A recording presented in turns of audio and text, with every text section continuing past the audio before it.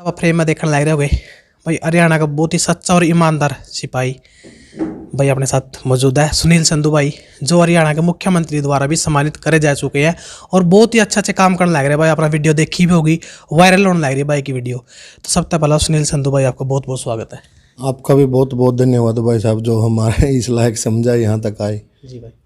तो सुनील भाई सबसे पहला जो दर्शक अपना जानना चाहेंगे, जो आपने बाहर तक पसंद करा, यूपी तक भी करा, पंजाब तक, मतलब हर एक स्टेट तक अपना पसंद करना चाहें, तो आपका गांव का बारे में जानना चाहेंगे। आप कौन सा गांव तक बिलोंग करो, आपकी डिस्ट्रिक्ट कौन सी लग गए? बस अब मेरा गांव है बट्टा धनौरी, मतलब हमारा धनौरी बड़ा गांव बट्टा धनौरी के नाम से लोग ज़्यादा जानते हैं। और हमारा जो पहले डिस्ट्रिक्ट था 1 साल पहले तक, वो था जींद पंजाब, मतलब बॉर्डर पे हमारा गांव है, तो काफ़ी दूर पड़ता था। तो लोगों ने सरकार से अपील की, एक उस माध्यम से वो अब कैथल में जुड़ गया। अब हमारा डिस्ट्रिक्ट डॉक्यूमेंट में तो है कैथल, लेकिन हमारा जो जन्म है जींद डिस्ट्रिक्ट का ही कहलाएगा। तो भाई जी आपने ये इतनी अच्छी मुहिम शुरू कर रखी है कि गरीबों में कपड़े भी बांटो, आप पेड़ पौधे भी लगाओ, ये मन में क्यों कराए? क्योंकि तो आप तो पुलिस महकमा में थे, आपका काम था क्राइम रोकना, लेकिन ईब और भी क्यों आप सेवा तो करें यहाँ इस माध्यम से, लेकिन ये भी कपड़े बांटना, गरीब की मदद करना, यह किस डाले तो मन में आएगी थी बात? बस अभी ये कई साल पहले की बात है। मतलब मेरे फादर भी, मैं देखता था, वह है नहीं वो, तो खेतों में वो छोटे छोटे पौधे तैयार कर लेते थे, पौध बना ली, ये बना ली, तो ले जा मैं ले जो, ऐसे पौधे लगाते थे। मेरे फादर के लगाए पौधे में देखता हूँ बहुत बड़े बड़े हैं, लोगों के खेतों में फल भी देते हैं। कई बार तोड़ते हैं तो खड़े होते हैं तो कहते हैं भाई ले ले, तेरे पापा का ही लुआए है, मतलब आपस में चाचे ताऊ हैं और हैं। तो एक बार हम भट्ठे पे गए थे, कपड़े बांटने का हमारे मन में वहाँ से विचार आया था। जैसे गरीब बच्चों को हमने देखा जो ईंटों वाले हैं वो काम कर रहे हैं, तो हमने वहाँ भट्ठे वाले से बात करी, भाई साहब इनको कपड़े जूते तो पहनाओ, इतनी सर्दी है। तो उसने कहा भाई टोंट मारा, एक कमेंट किया कि आप कर दो, इतनी बड़ी हुआ तो हमने कुछ बच्चों को वहाँ लेकर दिए। तो सोचा भाई ऐसे तो बहुत से भट्ठे हैं, बहुत सी झुग्गी झोपड़ी हैं, तो हमने, हमारे पास बजट इतना नहीं भाई कि हम सबको पहना दें, सच्ची सी बात थी। तो हमने एक विचार लगाया, मैं खाना खा रहा था तो मैं घर वाली से बोला 2 मिनट में आता हूँ मैं। स्कूल है हमारे जहाँ मतलब हम पढ़ते थे, प्राइवेट स्कूल था शुरू में थ्याई में। तो मैं उन मास्टर जियों के पास गया, मैं सर 1 मिनट बच्चों को रोकना, छुट्टी का टाइम हो तो रखा था। बोले कि मैं बच्चों से एक अपील करनी है कि जिसके पास पुराने जूते कपड़े चप्पल वर्दी घर में वो ले आएंगे, कल ऐसे ऐसे बच्चों को बांटेंगे। तो उन्होंने बच्चों को बोला, हमने वहाँ से फिर शुरुआत की, अपने घर से की थी पहले, जितने इकट्ठे करके हम देश के थे, फिर उसके बाद उस स्कूल से, फिर अगले स्कूल, ऐसे मतलब कई स्कूलों में ट्राई किया, किसी ने सपोर्ट नहीं किया। तो एक दिन ट्राई करके जैसे सोए तो सुबह व्हाट्सएप पे मैसेज था खुशीराम दलाल भाई का, उनका स्कूल है, तो वहाँ फिर हमने वहाँ से भी किया। बहुत से स्कूलों में गए, टुवाना, मतलब भाई सब दूर दूर तक जिसने भी इकट्ठे करवाए फ़ोन किया, तो वो लेकर हमने ऐसे गरीब बच्चों को फिर बांटे। तो भाई आजकल तो अपना पर्यावरण है जो बिल्कुल प्रदूषित होता जाने लग रहा है, क्यों पेड़ पौधे की कटाई ज़्यादातर होने लग रही है, और आपने कई मुहिम शुरू करी है पेड़ पौधे लगाने की, तो यह मन में को कराई थी? तो जैसे हमने देखा भाई साहब, पौधे मतलब काटते लोग ज़्यादा हैं, कहीं कोई दुकानदार ने आग लगा दी, कोई किसानों पे आरोप लगाता है। मतलब अब हम देखते हैं दुकानदार हैं, जैसे कबाड़ी वाले हैं, जो भी डस्ट होता है उसमें आग लगाते हैं, उनको समझाया भी बहुत बार। तो ये अपने घर से, अपने पिताजी से प्रेरणा मिली थी कि भाई पौधे तो ज़रूर लगाने चाहिए, क्योंकि कई बार निकलते हैं उनका लगाया पौधा बहुत बड़े बड़े हैं। तो मैंने भी शुरुआत कर दी, थोड़े थोड़े करते रहे, तो लोगों को राहगिरी प्रोग्राम भी चलते थे, उसमें भी हमने बांटे। वैसे भी स्कूलों में जाके बच्चों को ट्रैफिक के नियमों के बारे में जागरूक किया, पौधों के लिए किया, और जिसने मतलब सपोर्ट किया भाई, लगाने में सहयोग किया भाई, साथ चले गए, उनका भी धन्यवाद। और बहुत से लोग ऐसे भी थे भाई जो मतलब पौधे काटते हमने देखे हैं, उनको भी समझाया। फिर मन में आया, जैसे पुलिस लाइन में ड्यूटी करते थे, लगाते वो पौधे आज बड़े बड़े हैं, उनमें भी मेरे कुछ लगाए हुए, तो उनके नीचे सुकून मिलता है। और एक ये प्रेरणा अपने पिताजी से, अपने घर से ली थी, और मैं अभी तक 30,000 के करीब पौधे मतलब नर्सरियों से खरीद कर या सरकार की स्कीम से लेकर बांट चुका हूँ और लगा भी चुका हूँ।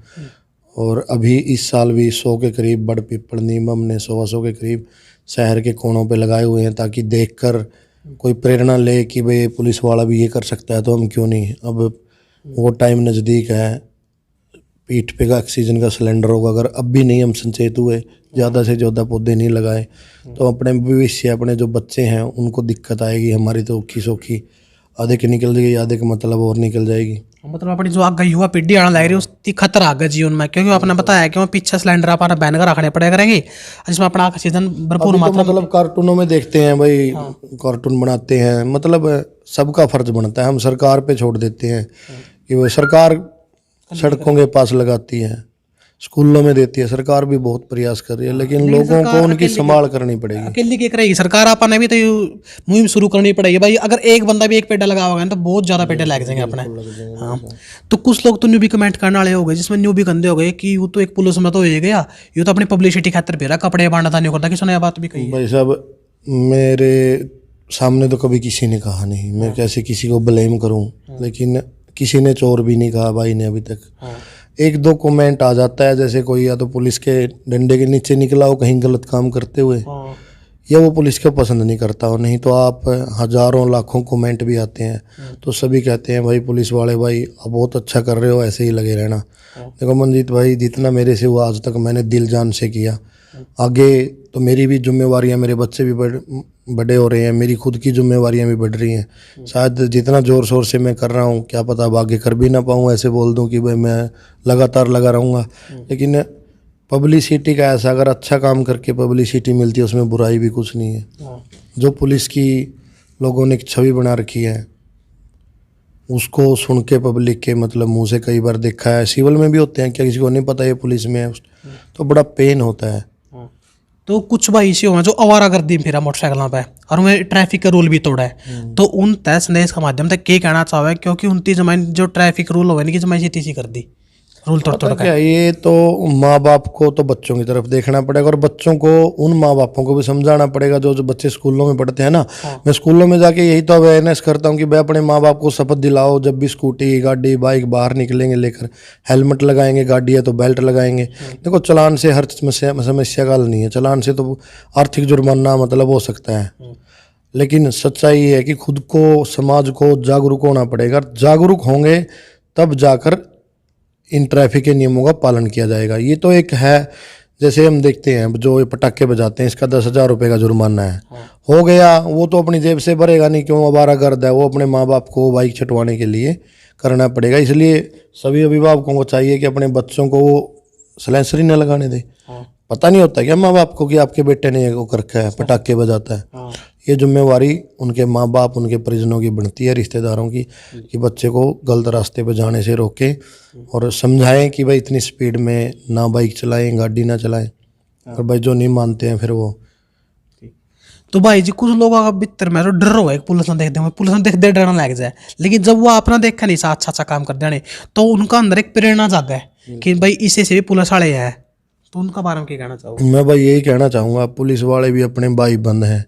मैं भी एक ग्रामीण परिवेश से हूँ, कोई शहर से हो सकता है, मैं मानता हूँ कोई शहर वाला है उसको नहीं इतना पता होता, वो अपने मतलब शहर में तो हम देखते हैं ना नंबर प्लेट से ही घर को पहचाना जाता है, और गांव में तो अपने यार दोस्त भी आपस में, मतलब एक ग्रामीण अंचल है खेलने कूदने वाले, ये भी अपने बच्चे हैं, अपने बेटे हैं, जिसको जैसी इज्जत देंगे ऐसी पाएंगे।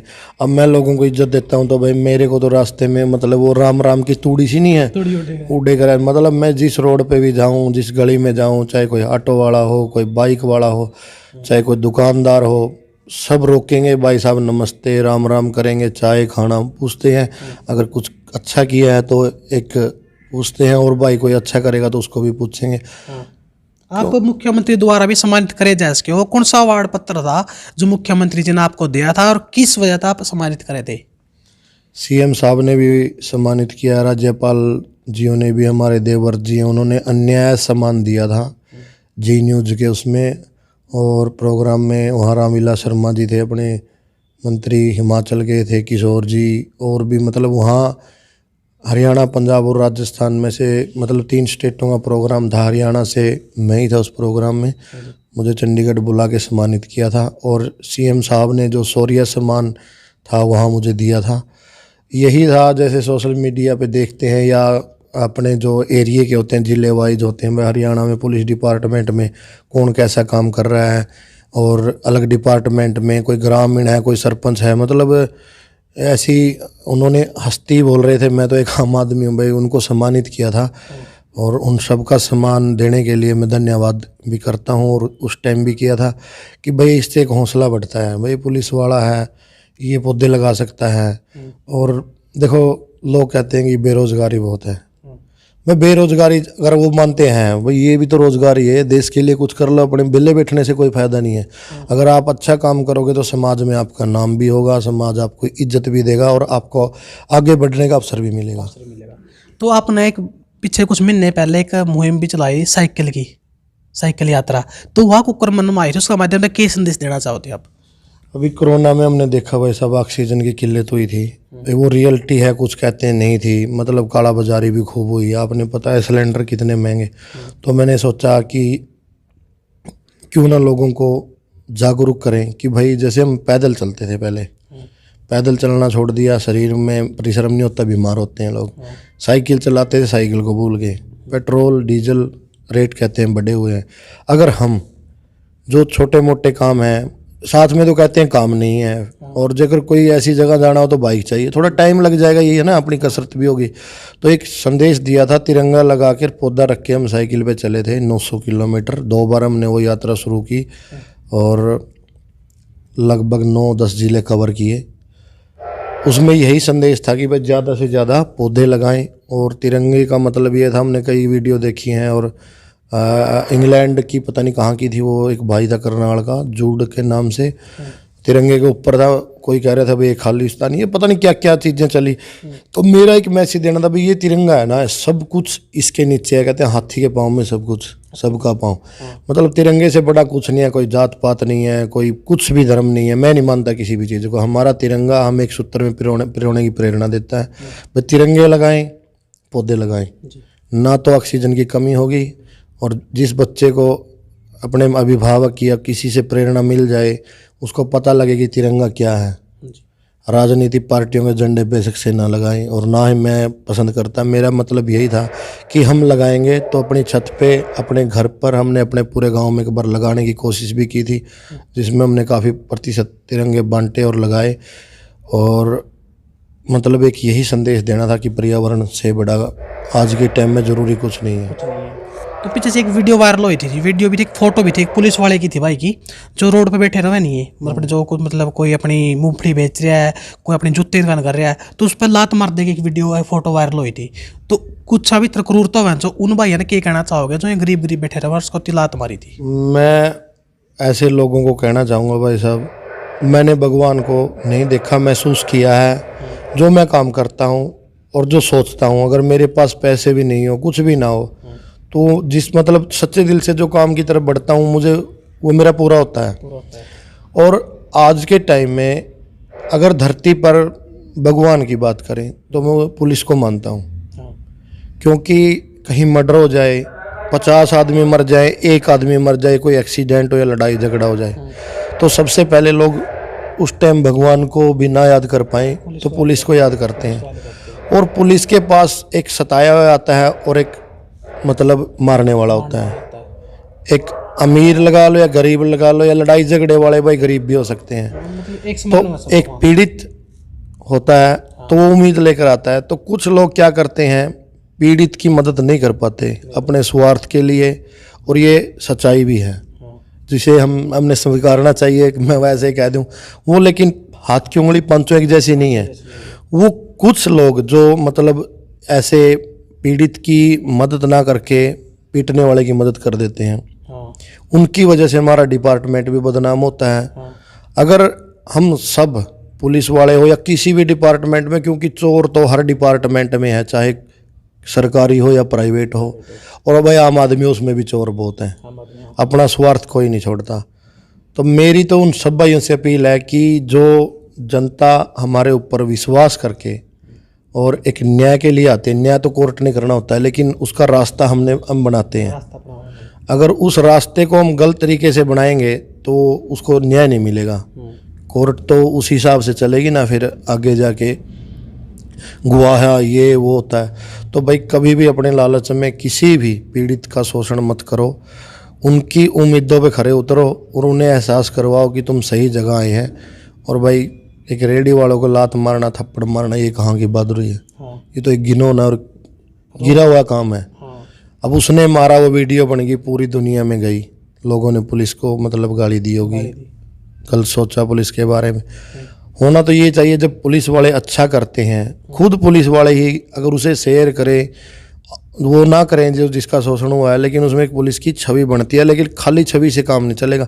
हमने धरातल पे जो कर रहे हैं ऐसे ही करते रहना है, तब जाके जो ये मतलब पुलिस और पब्लिक के बीच की खाई है तब खत्म होगी। तो भाई जी आज का टाइम में जो युवा पीढ़ी है वो नशाखोरी की ओर ज़्यादा आकर्षित होने लग रही है, वो नशा ज़्यादा कर रही है और नाश कर रही है अपना खुद का।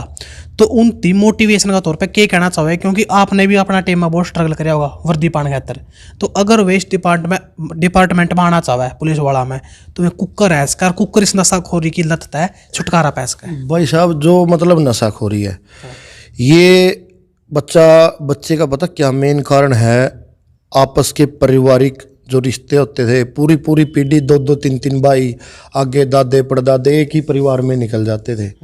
इसका मेन कारण ये भी है जो मैं मानता हूँ ग्रामीण अंचल में। जैसे मैं हूँ, मेरे पिताजी और मेरे चाचा, टोटल 6 भाई हैं, एक बुआ जी हैं।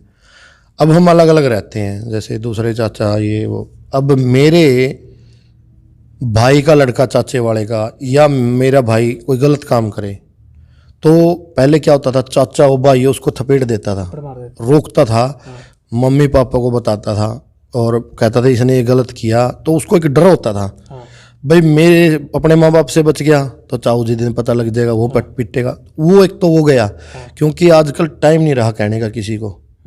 जब आप अपने चाचे के लड़के को डांटोगे वो तो बुरा मानेगा ही, और क्या पता उसके माँ बाप भी मान जाए, भाई आपने मेरे बच्चे को क्यों डांटा, क्यों धमकाया। तो एक तो ये कारण है। दादा दादी जो लड़कियां हैं, पहले दादा दादी होते थे घर में, आजकल एक ये चलन है भाई मम्मी पापा का रूम अलग है, बच्चों का अलग है, बच्चे बड़े हो गए। अब है ना, जब बच्चा समझदार हो जाता है तो उस पर माँ बाप पूरे निगाह रखें, देखे कि मेरा बेटा स्कूल में गया था, नहीं गया था, स्कूल में से कब आया, क्या उसकी दिनचर्या है, एक टाइम टेबल है, वो निगाह रखे, लेट कहाँ जाता है, कैसी संगत में बैठता है। संगत भी बहुत बड़ा कारण है। अगर हम अच्छी संगत में रहेंगे, अपने परिवार को, अपने बच्चों को अच्छी संगत में भेजेंगे तो नशा तो वैसे ही कट जाएगा। दूसरा क्या होता है, जो नशा करते हैं या बेचते हैं उनको पुलिस पकड़ती है, कोर्ट में देती है। हमें एक अभियान और चलाना पड़ेगा, ऐसे लोगों की जमानत ना करवाएं, उनको पड़ा रहने दें, उनको सबक मिलेगा। वो नहीं तो उनको छुड़वाएंगे तो फिर उसने आके फिर यही चीज़ करनी है, आदतन अपराधी हो जाता है वो नशे का। जी। तो सुनील भाई आपने किस बेस पर अपनी वर्दी हासिल करी थी, अपना उस टाइम पढ़ाई लिखाई कतोड़ तक करी थी? मेरी तो भाई साहब उस टाइम भी +2 थी, बीए तो मैं मतलब बीच में गेम में कभी उस कॉलेज में चले गया, कभी उसमें, मेरी बीए पूरी नहीं है। और मैंने भाई साहब 1-2 बार सोचा पढ़ते हैं, फिर मैं नौकरी मिल बच्चे पढ़ लिया। और स्ट्रगल की मत पूछो भाई साहब, मैंने फुटपाथों में फिर हाथ निकाल ली है। बहुत स्ट्रगल किया भाई, मेरे मामा जी ने बहुत सहयोग किया। मैं उन 5 साल उनके पास भी पढ़ा हूँ। पारिवारिक पता नहीं क्या क्या प्रॉब्लम आई है, लेकिन मेरे पिताजी ने जो संस्कार दिए हैं कि भाई चोरी जारी ठगी मत करना, वो आज भी कायम है और तब भी थे।